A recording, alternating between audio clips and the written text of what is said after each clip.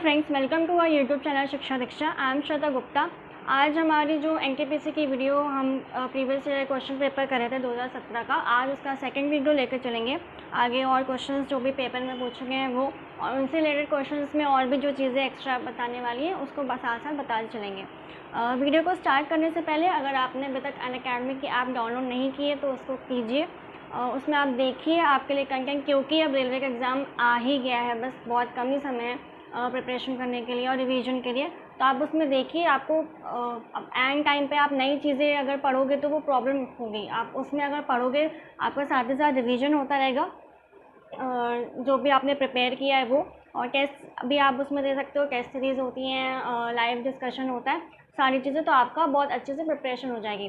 साथ ही साथ एक चीज़ और, क्योंकि अब नए नए कोर्सेज, जैसे हमने बताया था कि 26 को एक नया सेशन स्टार्ट हुआ है जिसमें 2 टीचर्स हर एक सब्जेक्ट एक साथ पढ़ाएंगे, वैसे ही अब और नए नए सेशंस होंगे, तो वो आप देखिएगा, उसमें काफ़ी बेनिफिशियल होंगे आपके लिए।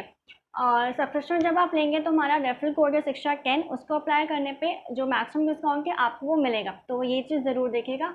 शुरू करते हैं हमारी वीडियो। क्वेश्चन सीरीज़ है तो स्टार्ट करते हैं। पहला क्वेश्चन है हमारा,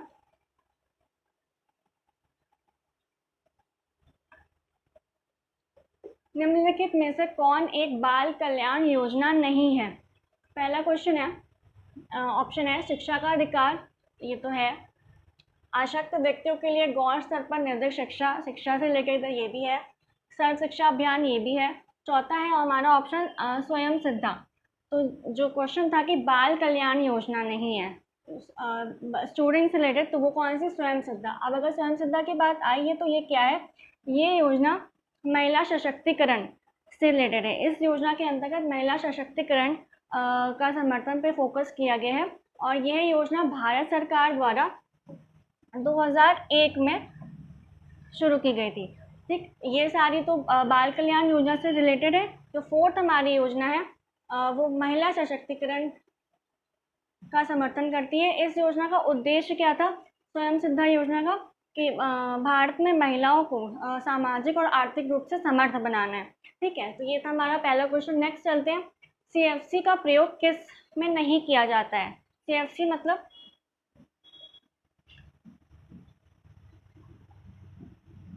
क्लोरो फ्लोरो कार्बन। ठीक, सीएफसी का फुल फॉर्म क्या है, क्लोरोफ्लोरोकार्बन। तो क्वेश्चन है सीएफसी का प्रयोग किसमें नहीं किया जाता है।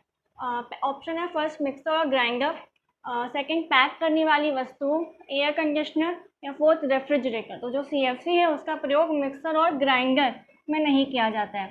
सीएफसी के बारे में अगर बताएं तो सीएफसी एक अज्वलनशील सब्सटेंस होता है, रसायन है, एक अज्वलनशील रसायन है जिसमें जिसमें कौन कौन से तत्व होते हैं, कार्बन, क्लोरीन मतलब Cl, फ्लोरीन और हाइड्रोजन। इसके परमाणु अंतर्विष्ट होते हैं। सीएफसी क्या है, एक अज्वलनशील रसायन है जिसमें कार्बन, क्लोरीन, फ्लोरीन और हाइड्रोजन के परमाणु अंतर्विष्ट होते हैं। ठीक, इसके अलावा सीएफसी एक ग्रीन हाउस गैस भी है जो ओजोन लेयर, जो ओजोन परत है हमारी, ओजोन लेयर को क्षीण करने में उत्तरदायी है। ओजोन लेयर से क्या तात्पर्य है हमारा, काफ़ी सारे क्रॉस क्वेश्चन अगर बने कि ओजोन लेयर क्या, ये हमारे एटमॉस्फेयर, पृथ्वी की एक ऐसी लेयर है जो सूर्य की अल्ट्रावायलेट किरणें, जो अल्ट्रावायलेट प्रकाश है उससे उससे हमारी पृथ्वी का बचाव करती है। ठीक है, तो इससे क्या क्या क्वेश्चन हो गया, सीएफसी का फुल फॉर्म क्लोरोफ्लोरोकार्बन। सीएफसी क्या है, एक अज्वलनशील रसायन है जिसमें कौन कौन से परमाणु, कार्बन, क्लोरीन, फ्लोरीन और हाइड्रोजन के परमाणु अंतर्विष्ट होते हैं। ठीक है, नेक्स्ट क्वेश्चन लेते हैं। क्वेश्चन है, किस राज्य का राजकीय पशु हाथी नहीं है। पूछा है कि नहीं है। ऑप्शन है असम, कर्नाटक, केरल या झारखंड। तो किस राज्य का नहीं है, असम का नहीं है। कौन कौन से राज्य इसमें आते हैं, झारखंड,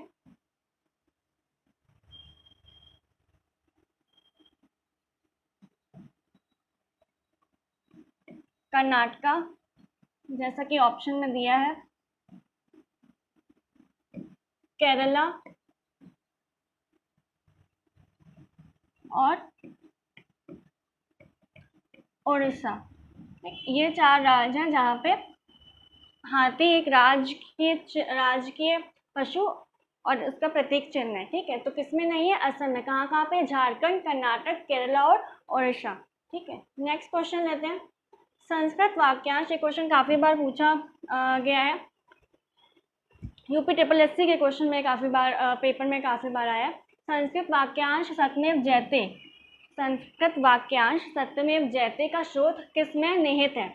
ऑप्शन क्या है? मुंडक उपनिषद, असम साहित्य, आगम साहित्य, बाइबल, और फोर्थ क्या है? त्रिपिटक। तो ऑप्शन क्या हो जाएगा जो सही है? वो है मुंडक उपनिषद। ये याद रखिएगा, काफ़ी बार पूछा जा चुका है। ठीक, तो किसमें निहित है? मुंडक उपनिषद में। नेक्स्ट क्वेश्चन है नीति आयोग।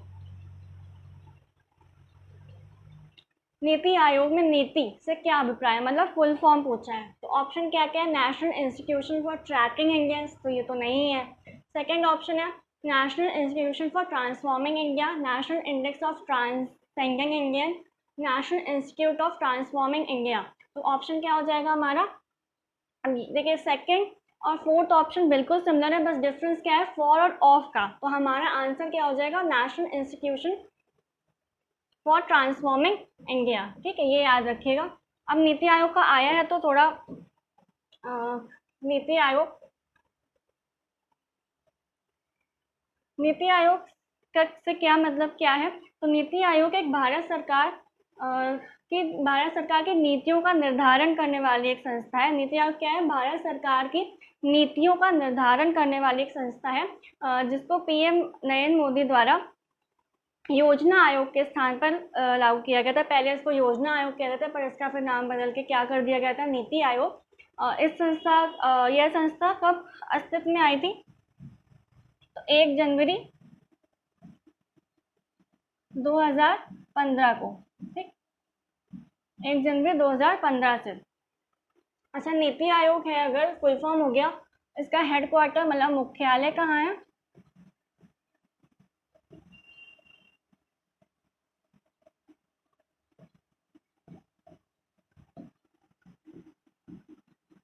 न्यू दिल्ली में। ठीक,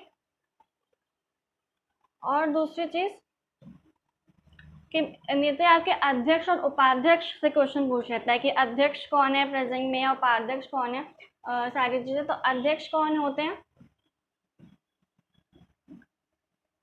अध्यक्ष PM होते हैं। तो अभी एट प्रेजेंट कौन है? नरेंद्र मोदी। ठीक, और अगर उपाध्यक्ष, तो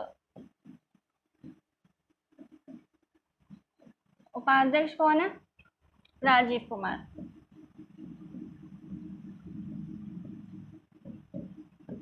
ये 2017 से इस पद पर हैं। ठीक है, तो क्या क्या क्या क्वेश्चन हो गए नीति आयोग से? पहला तो फुल फॉर्म जो क्वेश्चन ही था हमारा, तो क्या हो गया? National institution for transforming India कब अस्तित्व में आया? तो 1 जनवरी 2015 को। मुख्यालय कहाँ है? न्यू दिल्ली। अध्यक्ष जो PM होते हैं, तो अभी एट प्रेजेंट नरेंद्र मोदी, और उपाध्यक्ष कौन? राजीव कुमार। ठीक है, नेक्स्ट क्वेश्चन देखते हैं।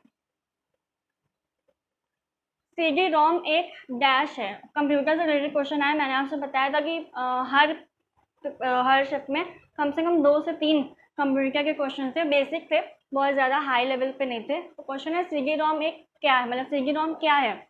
ऑप्शन है micro processor, storage medium, MP3 file, या मैग्नेटिक डिस्क। तो CD-ROM क्या है? Storage medium. CD-ROM की बात करें तो CD-ROM का फुल फॉर्म क्या होता है?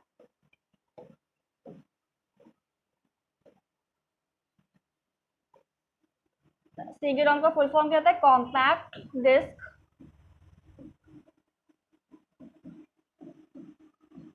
Read only memory. ROM से read only memory.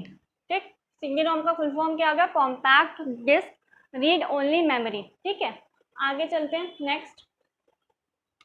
Next question है निम्नलिखित में से कौन एक पर्यावरणीय समस्या नहीं है? क्वेश्चन क्या है? निम्नलिखित में से कौन एक पर्यावरणीय समस्या नहीं है। एनवायरमेंटल प्रॉब्लम कौन सी नहीं है? ऑप्शन क्या है? जैव विविधता की हानि, तो ये तो है, जैव विविधता की हानि बोल रहा है तो ये पहले पता चल रहा है कि है।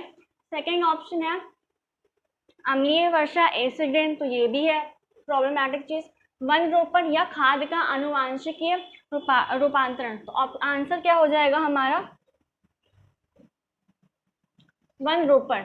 अब समस्या में क्या है, जैसे ये सारे ऑप्शन थे, जैव विविधता की हानि, एसिड रेन मतलब अम्लीय वर्षा, खाद का वंश के रूपांतरण, या जनसंख्या से रिलेटेड, ये सारी चीजें प्राकृतिक चीजें, ये सब प्रॉब्लम में आती है। पर वन रोपण क्या है? वन रोपण क्या है? वन रोपण मतलब कि इसमें तो वृक्ष लगाए जाते हैं, तो ये समस्या तो नहीं हुई। तो प्लांटेशन ऑफ ट्रीज जिसको कहते हैं,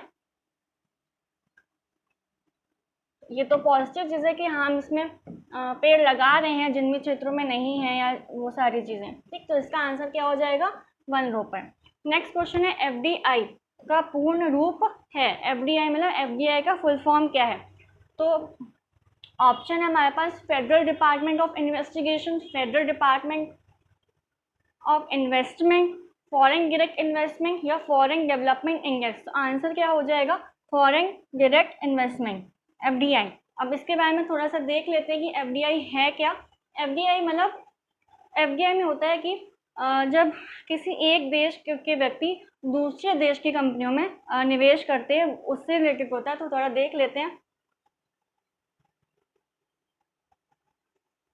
क्या है। किसी एक देश की कंपनी का दूसरे देश में किया गया निवेश प्रत्यक्ष निवेश किया गया प्रत्यक्ष विदेशी निवेश, फॉरेन डायरेक्ट इन्वेस्टमेंट कहलाता है। क्या चीज़? जब किसी एक देश की कंपनी दूसरे देश में निवेश करती है, प्रत्यक्ष विदेशी निवेश, उसको कहते हैं फॉरेन, एफडीआई यानी फॉरेन डायरेक्ट इन्वेस्टमेंट। ऐसे निवेश से निवेशकों को कुछ प्रॉफिट होता होगा, तभी तो वो कुछ कहीं पे दूसरी जगह दूसरे कंट्री में इन्वेस्ट कर रहे हैं। तो क्या चीज़? ऐसे निवेश से निवेशकों को दूसरे देश की उस कंपनी के प्रबंधन में कुछ हिस्सा हासिल हो जाता है, कुछ शेयर्स उनको मिल जाते हैं उस कंपनी के, जिसमें उसका पैसा लगता है। आमतौर पर माना यह जाता है कि किसी निवेश को एफडीआई का दर्जा दिलाने के लिए कम से कम कंपनी में विदेशी निवेशक कितनी 10% शेयर खरीदना पड़ता है। किसी भी कंपनी में अगर आप निवेश करना चाहते हैं, जो भी इन्वेस्टर इन्वेस्ट करते हैं, तो कितना निवेश होना चाहिए? 10% का शेयर, 10% शेयर अनिवार्य है। इसके साथ ही जो जिसने भी इन्वेस्ट किया है, तो इसके साथ उस निवेश वाली कंपनी में मताधिकार भी हासिल हो जाता है। अब किसी कंपनी में आप निवेश कर रहे हो, तो उसके शेयर्स आपने लिए हैं, इन्वेस्ट किए हैं उस पर, तो आपका उसमें राइट हो जाएगा। तो इसके साथ उसे निवेश वाली कंपनी में मताधिकार भी हासिल हो जाता है। ठीक, तो ये था क्वेश्चन एफडीआई का फुल फॉर्म, मतलब जो क्वेश्चन था एफडीआई का पूर्ण रूप है, तो क्या है? Foreign direct investment. ठीक, नेक्स्ट क्वेश्चन लेते हैं। अकबर का निवास स्थान था। अकबर, हिस्ट्री का क्वेश्चन है, अकबर का निवास स्थान क्या था? ऑप्शन है दिल्ली, लखनऊ, आगरा, या इलाहाबाद। तो आंसर क्या हो जाएगा? आगरा। इससे लेकर थोड़ा सा तथ्य है वो देखते हैं। क्या? ये तो हमें पता ही है कि आगरा अकबर का मुख्य स्थल था, और भी जो रूलर थे उनका भी था, आगरा सिर्फ अकबर का ही नहीं था। तो क्या आगरा अकबर का मुख्य निवास स्थल होने के अलावा अकबर के शासनकाल के दौरान शासन नियंत्रण का प्रमुख केंद्र भी था। ठीक, नेक्स्ट, अकबर ने अपने 12 मूल सूबों में से एक आगरा को मूल स्थान बनाया, जो दिल्ली, अवध, इलाहाबाद यानी एट प्रेजेंट प्रयागराज, मालवा और अजमेर सूबों से घिरा हुआ था। ठीक, ये था पॉइंट अकबर से रिलेटेड। सिर्फ अकबर का ही नहीं, और भी जहांगीर वगैरह जो रूल थे उनका भी निवास स्थान आगरा हुआ करता था। इसका आंसर क्या हो जाएगा? आगरा। नेक्स्ट क्वेश्चन है, विश्व विरासत स्थल की सूची में शामिल ली कार्बूसियर की वास्तुशिल्पीय कृति कहाँ स्थित है?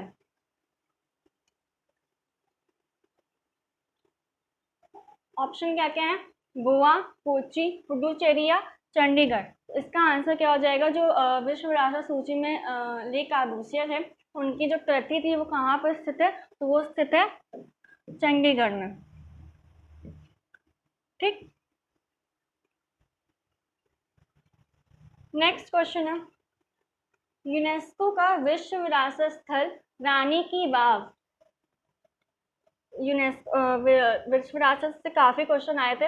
यूनेस्को का विश्व विरासत स्थल रानी की वाव स्थित है शिमला हिमाचल प्रदेश, पाटन गुजरात, कोणार्क उड़ीसा या जोधपुर राजस्थान। तो इसका आंसर क्या हो जाएगा? पाटन गुजरात। तो रानी की वाव जैसे क्वेश्चन में है कि रानी की वाव गुजरात राज्य के पाटन में स्थित एक प्रसिद्ध बावड़ी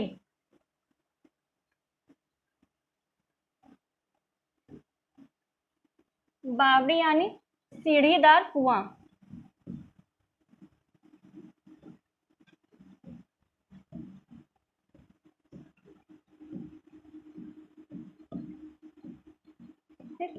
रानी की वाव गुजरात राज्य के पाटन में स्थित एक प्रसिद्ध बावड़ी है यानी सीढ़ीदार कुआं है,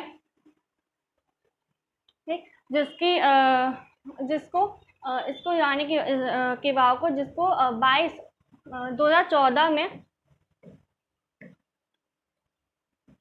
यूनेस्को की विश्व विरासत सूची में शामिल किया गया था। ठीक है, तो क्या है ये? एक सीढ़ीदार कुआं है जो गुजरात राज्य के पाटन में स्थित है और इसको 2014 में यूनेस्को की विश्व धरोहर के स्थलों की सूची में शामिल किया गया था। अब यूनेस्को का मेंशन हुआ है, यूनेस्को, तो एक बार देख लेते हैं कि यूनेस्को से क्या तात्पर्य क्या है। यूनेस्को का थोड़ा सा, यूनेस्को का फुल फॉर्म क्या होता है?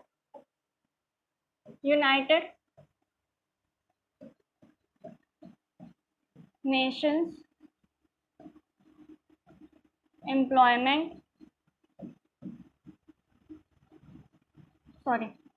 United Nations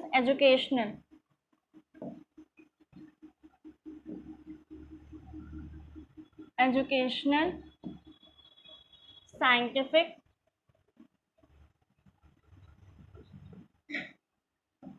and Cultural Organization. ठीक, यूनेस्को का फुल फॉर्म क्या हो गया? United Nations Educational Scientific and Cultural organisation.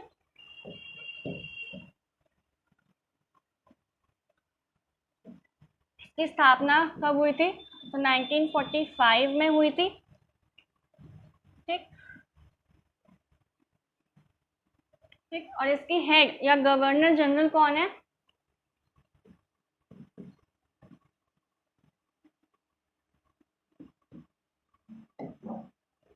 Governor general कौन है? ऑड्रे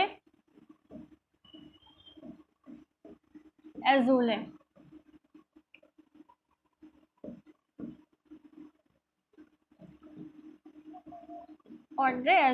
ठीक है, तो फुल फॉर्म हो गया United Nations Educational Scientific and Cultural Organization. स्थापना फाउंड कब हुआ था? 1945 में। और गवर्नर जनरल हेड कौन है? Audrey Azoulay. ठीक है, तो ये हो गया क्वेश्चन था कि यूनेस्को के विश्व विरासत स्थल में रानी की वाव स्थित है, तो वो पाटन गुजरात में, और यूनेस्को आया था तो उसका हम लोग ने देख लिया। ठीक, नेक्स्ट क्वेश्चन है सिंधु घाटी सभ्यता है। ऑप्शन है ताम्र युगीन सभ्यता, लौह युगीन सभ्यता, अक्ष युगीन सभ्यता या कांस्य युगीन सभ्यता, ब्रॉन्ज। तो सभी को पता होगा आपको, तो आंसर क्या हो जाएगा? कांस्य युगीन सभ्यता। ठीक है, थोड़ा सा इसका देख लेते हैं क्वेश्चन से रिलेटेड क्या था। सिंधु घाटी सभ्यता विश्व की प्राचीन नदी घाटी सभ्यताओं में से एक प्रमुख सभ्यता है जो मुख्य रूप से स्थल कहाँ का, कौन से क्षेत्र में? दक्षिण एशिया के उत्तर पश्चिमी क्षेत्रों में, जो आज प्रेजेंट क्या जो आज तक उत्तर पूर्व अफगानिस्तान, पाकिस्तान के उत्तर पश्चिम और उत्तर भारत में फैली है। ठीक, छोटा सा था कि कौन से क्षेत्र में क्या क्या है उससे रिलेटेड। तो क्वेश्चन क्या हो गया? कौन सी युगीन सभ्यता है? कांस्य युगीन सभ्यता। ठीक, नेक्स्ट क्वेश्चन लेते हैं। भारतीय संघ में संविधान का कार्यकारी प्रमुख किसको कहा जाता है? कार्यकारी प्रमुख की बात हुई है तो किसको कहा जाता है? ऑप्शन है राष्ट्रपति, प्रधानमंत्री, मुख्य चुनाव आयुक्त या मुख्य न्यायाधीश। तो आंसर क्या हो जाएगा? राष्ट्रपति। ठीक है, किसको कार्यकारी प्रमुख कहा जाता है? तो राष्ट्रपति को। नेक्स्ट क्वेश्चन है, फिर से कंप्यूटर का क्वेश्चन है। निम्नलिखित में से कौन सबसे कम कंप्यूटर भंडारण का आकार है, मतलब साइज दिए हुए हैं कि सबसे छोटा इन चारों में से कौन है। ऑप्शन हमारे पास 1 गीगाबाइट, 1 पेटाबाइट, 1 टेराबाइट या 1 मेगाबाइट। तो आंसर इसके पहले थोड़ा सा इसके बारे में बता देते हैं कि क्या चीज़ है। जब कंप्यूटर में वो बाइट और बिट्स की बात करते हैं तो उससे रिलेटेड है कि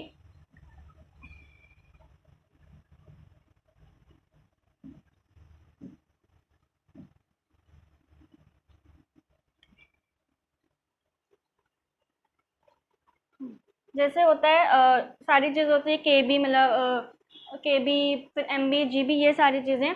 तो उसको देख लेते हैं कि 1024 केबी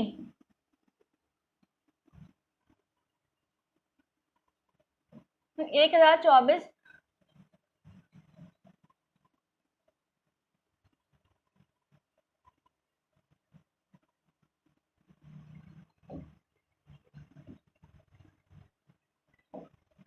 बाइक बराबर, सॉरी, केबी बराबर क्या होता है 1 MB। ठीक, 1024 MB, ये सारे सेम होते हैं नंबर्स। 1024 MB बराबर क्या होता है 1 GB। वैसे 1024 GB बराबर क्या होता है 1 टेराबाइट। और 1024 टेराबाइट बराबर क्या होता है 1 पेटाबाइट। ठीक, यही टेराबाइट, पेटाबाइट, मेगाबाइट, गीगाबाइट। ठीक है, तो वही 1024 केबी बराबर 1 MB, 1024 MB बराबर 1 गीगाबाइट, 1024 GB बराबर 1 टेराबाइट और 1024 टेराबाइट बराबर 1 पेटाबाइट। तो सबसे, क्योंकि किलोबाइट तो यहाँ ही था, अगर ऑप्शन में किलोबाइट होता तो केबी, मतलब केबी होता तो वो लगाते, क्योंकि और सारे ऑप्शन के कंपैरिजन में सबसे छोटा यहाँ पे मेगाबाइट है तो वो लगाया। और सबसे बड़ा क्या हो जाएगा पेटाबाइट। ठीक है, तो ये सारी इकाइयाँ ध्यान रखिएगा। ठीक, तो इसका आंसर अब हमारा क्या हो जाएगा 1 मेगाबाइट सबसे कम कंप्यूटर भंडारण का आकार है। ठीक, नेक्स्ट क्वेश्चन देखते हैं। ओलंपिक 2020, अब तो 2020 में नहीं होंगे क्योंकि ये कोविड-19 की पैंडमिक की वजह से कुछ समय के लिए टाल दिए गए थे। ठीक, तो ओलंपिक 2020 का मेज़बान देश कौन सा है। तो ऑप्शन है इस्तांबुल, दोहा, मैड्रिड या टोक्यो। तो कौन सा हो जाएगा आंसर टोक्यो। तो टोक्यो जो है वो 2020 के ग्रीष्मकालीन ओलंपिक और पैरा ओलंपिक का आयोजन करेगा, जो कि जो 2020 में होने थे अब टल गए हैं कोविड की पैंडमिक की वजह से। तो अब जो ये होंगे वो कब होंगे 23 जुलाई, अभी जो डेट बताई गई है 23 जुलाई 2021 से 8 अगस्त 2021 को होंगे। ठीक है, टोक्यो एकमात्र ऐसा पहला एशियाई देश है जिसको ओलंपिक की मेज़बानी करने के लिए दूसरी बार मौका मिला है। ठीक, ऑप्शन आंसर क्या हो जाएगा टोक्यो। नेक्स्ट क्वेश्चन है भारतीय संविधान के अनुसार उच्चतम न्यायालय के न्यायाधीश की सेवानिवृत्त आयु है एज ही मैंने जो हमारा वीडियो था उस पर कवर किया था। तो ऑप्शन है 60 वर्ष, 62 वर्ष, 65 वर्ष या 70 वर्ष। देखिएगा कि उच्चतम बोला है, मतलब सुप्रीम कोर्ट की बोली है, तो क्या हो जाएगा आंसर 65। और अगर हाई कोर्ट की बोली होती तो क्या होता 62, 62 ईयर्स। ठीक, नेक्स्ट है निम्न में से किस स्वतंत्रता सेनानी का मूल नाम मणिकर्णिका था। ऐसे तो शायद नहीं याद होता, पर क्योंकि इसमें मूवी बन चुकी है तो ये अब इजीली याद रह सकता है कि किसका था। ऑप्शन है मैडम कामा, सेकंड कित्तूर चन्नम्मा, सरोजिनी नायडू या रानी लक्ष्मीबाई। तो आंसर क्या हो जाएगा एज ऑब्वियस रानी लक्ष्मीबाई। ठीक, किसको मूल नाम मणिकर्णिका था, तो किसका था रानी लक्ष्मीबाई का। नेक्स्ट क्वेश्चन है निम्नलिखित में से कौन सी पुस्तक डॉक्टर अब्दुल कलाम द्वारा लिखी गई है। इस पर बुक्स से रिलेटेड क्वेश्चन आते हैं। तो ऑप्शन है हमारे rebooting India, imagining India, untouchables, the या फिर fourth option the life tree. तो इसका आंसर क्या हो जाएगा जो पुस्तक अब्दुल कलाम द्वारा लिखी गई है, तो आंसर हो जाएगा द लाइफ ट्री। ठीक, और कुछ 3 पुस्तकें देख लेते हैं जो कॉमन है और पूछी जा चुकी हैं, क्वेश्चन इसी से पलट पलट के आता है। कौन कौन सी? एक है इग्नाइटेड माइंड्स, अब्दुल कलाम जी की।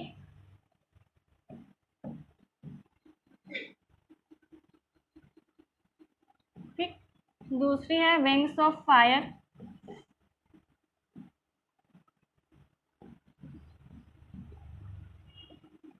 ठीक, तीसरी है इंडिया 2020।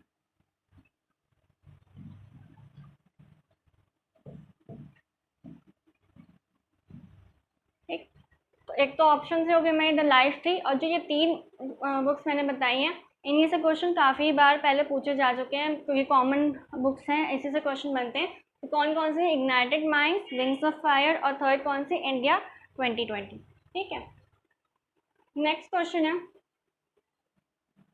निम्नलिखित भारतीय राज्यों में से कौन थार रेगिस्तान का हिस्सा नहीं है?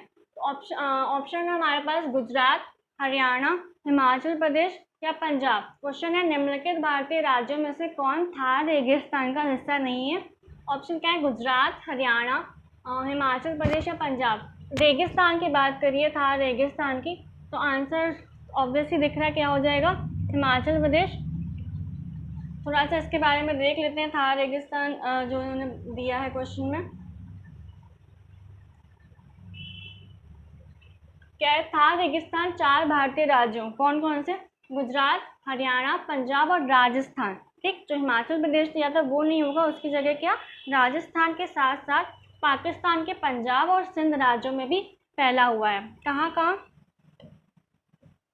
गुजरात, हरियाणा, पंजाब और राजस्थान के साथ साथ पाकिस्तान के पंजाब और सिंध राज्यों में भी फैला हुआ है। सेकंड पॉइंट है, यह भारत और पाकिस्तान के बीच एक प्राकृतिक सीमा बनाता है। ठीक, भारत और पाकिस्तान के बीच प्राकृतिक सीमा बनाता है। यह दुनिया का मेन पॉइंट है, मे भी चांसेस हैं भी या नहीं भी, देख लेते हैं। यह दुनिया का 17वां विशालतम रेगिस्तान और 9वां विशालतम उपोष्ण कटिबंधीय रेगिस्तान है। दुनिया का 17वां विशालतम रेगिस्तान और 9वां विशालतम उपोष्ण कटिबंधीय रेगिस्तान है। ठीक है, तो आंसर अगर क्वेश्चन पे आते हैं दोबारा, तो क्वेश्चन था कि हिस्सा नहीं है, तो हमने पढ़ा गुजरात, हरियाणा, पंजाब, राजस्थान, इन सब का है, तो आंसर क्या हो गया हमारा? हिमाचल प्रदेश। ठीक, नेक्स्ट क्वेश्चन है, स्वतंत्रता सेनानी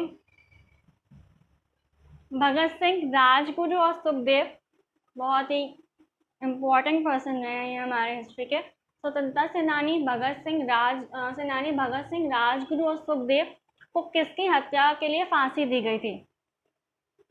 option JP Saunders, Reginald Dyer, John Simon या जेम्स ए स्कॉट। तो आंसर क्या हो जाएगा? JP Saunders. इनको जब इन्होंने जेपी सॉन्डर्स की हत्या करी थी, उसके बाद इन तीनों को 23 मार्च 1931 को, ये जो लाहौर में जब इन्होंने इनकी हत्या करी थी जेपी सॉन्डर्स की, तो उसके पश्चात रिजल्ट क्या आया था? 23 मार्च 1931 को इन तीनों को फांसी की सज़ा सुना दी गई थी। ठीक, आंसर क्या हो जाएगा? JP Saunders. तो ये थी हमारी आज की वीडियो। तो 20 क्वेश्चन हमने इस वीडियो में भी कवर किए हैं। आप देखिएगा कि आपके कितने क्वेश्चंस आपको आए और क्या स्कोर रहा वो मेंशन करिएगा कमेंट बॉक्स में। रिवीजन करते चलिएगा, साथ ही साथ सारे क्वेश्चन से रिलेटेड और जो भी क्वेश्चन में पॉइंट आ रहा है उसको भी हम कवर कर रहे हैं। तो आई होप आपको वीडियो अच्छी लगी होगी। कमेंट बॉक्स में बताइएगा कि आपको वीडियो कैसी लगी। लाइक करिएगा, ज़्यादा से ज़्यादा शेयर करिएगा, हमारे चैनल को सब्सक्राइब ज़रूर करिएगा। तो मिलते हैं नेक्स्ट सेशन में, तब तक के लिए पढ़ते रहिए, सीखते रहिए शिक्षा दीक्षा के साथ।